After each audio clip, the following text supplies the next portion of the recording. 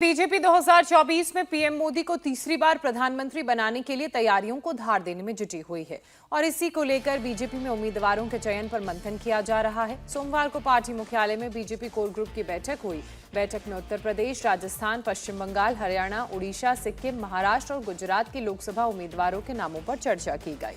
बैठक में बीजेपी के राष्ट्रीय अध्यक्ष जेपी नड्डा, गृह मंत्री अमित शाह और पार्टी के संगठन महामंत्री बीएल संतोष बैठक में मौजूद रहे। बैठक में सबसे पहले यूपी की सीटों पर चर्चा की गई और इस बैठक में बीजेपी कोटे की बची 25 सीटों पर उम्मीदवारों के नाम पर मंथन किया गया।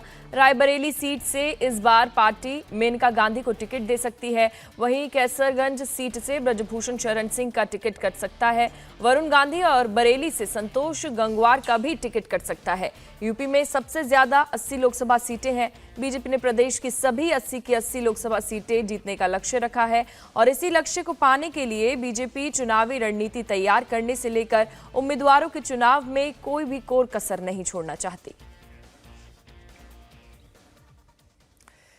तो जैसा कि पूजा ने आपको बताया कि कोर ग्रुप की बैठक हुई और इस बैठक में कई नामों को लेकर चर्चा की गई और संभवतः ये उम्मीद जताई जा रही है कि अब बीजेपी की तीसरी सूची भी सामने आ जाएगी। तो सोमवार को बीजेपी की जो कोर ग्रुप की बैठक हुई उनमें किन किन राज्यों के उम्मीदवारों पर चर्चा की गई, सबसे पहले आपको वो बताते हैं। उत्तर प्रदेश, क्योंकि सबसे ज्यादा यहाँ पर लोकसभा की सीटें हैं, 80 संख्या है, तो उत्तर प्रदेश पर चर्चा की गई। राजस्थान, पश्चिम बंगाल, हरियाणा के अलावा महाराष्ट्र, गुजरात और उड़ीसा, सिक्किम, ये वो राज्य हैं जहां किन किन को सीटें दी जाएंगी। इसके अलावा किन किन का टिकट कटेगा, क्या मौजूदा सांसदों को टिकट मिलेगा या नहीं मिलेगा, या कोई नया उम्मीदवार होगा जो उनकी जगह चुनाव लड़ेगा, उसको लेकर चर्चा की गई। वहीं बीजेपी कोर ग्रुप की बैठक में हरियाणा की 3 सीटों पर प्रमुखतः नजर रही और ये हॉट सीटें भी मानी जा रही हैं।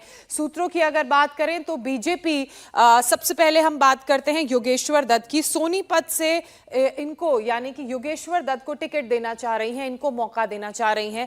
वहीं अगर रोहतक की बात की जाए तो रोहतक की सीट इस बार एक्टर रणदीप हुड्डा को ऑफर की गई है, लेकिन जो जानकारी मिल रही है उसके मुताबिक हुड्डा ने चुनाव लड़ने से इनकार कर दिया है और ऐसे में अगर रणदीप हुड्डा चुनाव नहीं लड़ते हैं तो ये टिकट सीधे सीधे मौजूदा सांसद को दे दी जाएगी। कुरुक्षेत्र की बात करें तो कुरुक्षेत्र से इस बार टिकट मिला है कांग्रेस के पूर्व सांसद नवीन जिंदल की बीवी को, शालू जिंदल। इसके अलावा नवीन जिंदल की बात करें तो कांग्रेस छोड़ बीजेपी का दामन वो थाम चुके हैं।